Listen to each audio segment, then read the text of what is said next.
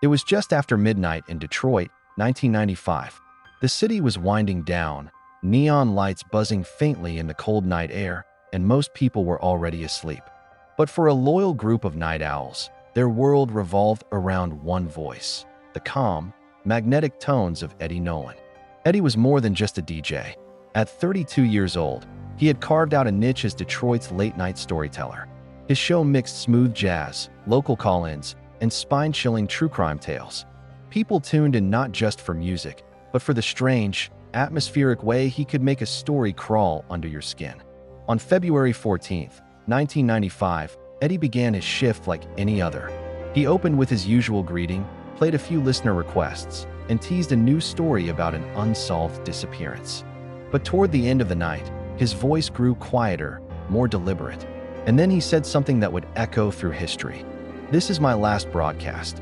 The words weren't followed by laughter, or explanation, or music, just dead air. By morning, when the station manager arrived, Eddie was gone. Inside his booth, everything seemed perfectly normal. His chair was pushed back slightly, his coffee still half full. The microphone was still on. There were no signs of struggle, no broken locks, no forced entry. It was as if Eddie had simply stood up mid-sentence and vanished into thin air.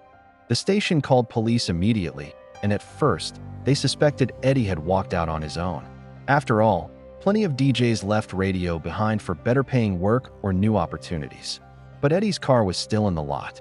His wallet and jacket were left on the desk. Most haunting of all, the tape recording of his final show captured a faint sound in the background, muffled voices. Who was speaking, and why hadn't Eddie acknowledged them?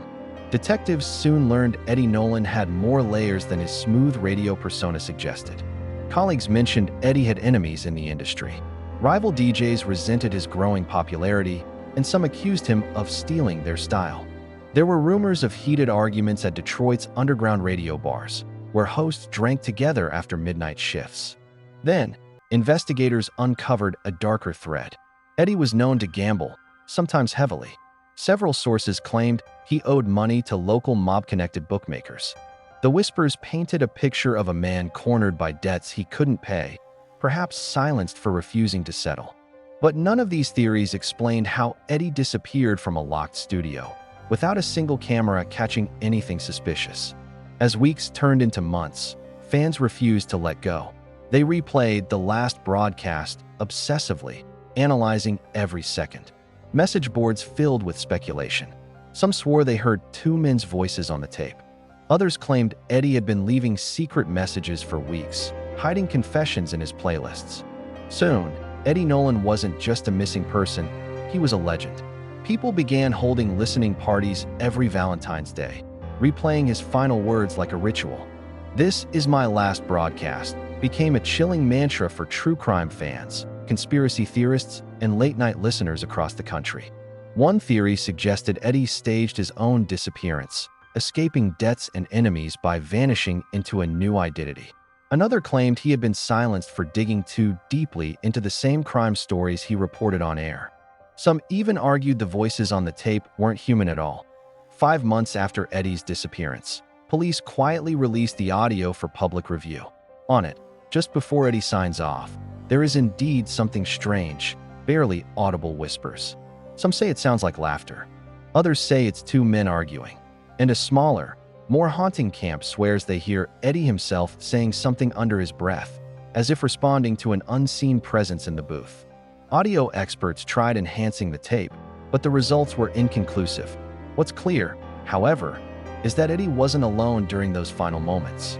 But alone or not, the locked booth offered no evidence. No fingerprints, no forced entry, no trail leading out. Eventually, the investigation went cold. The mob theory never gained traction in court. Rival DJs denied involvement. Gambling debts, while real, didn't add up to a clean disappearance. By 1997, Eddie Nolan's file was boxed and shelved as an unresolved missing person case. For detectives, it was another dead end in a city already drowning in crime.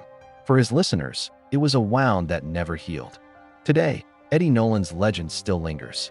Every year on the anniversary of his disappearance, fans replay his final show, some in private, some in large gatherings. For Detroit's true crime community, The last broadcast has become a ghost story, a reminder of how fragile the line is between entertainment and reality. Some listeners claim they still hear new things in the recording. A strange breath, a faint knock, a word that wasn't there before. Whether Eddie Nolan was silenced by enemies, swallowed by his own demons, or orchestrated the perfect escape, one fact remains. His final words continue to haunt the airwaves. This is my last broadcast. And with that, Eddie Nolan didn't just end a radio show. He created a mystery that may never be solved.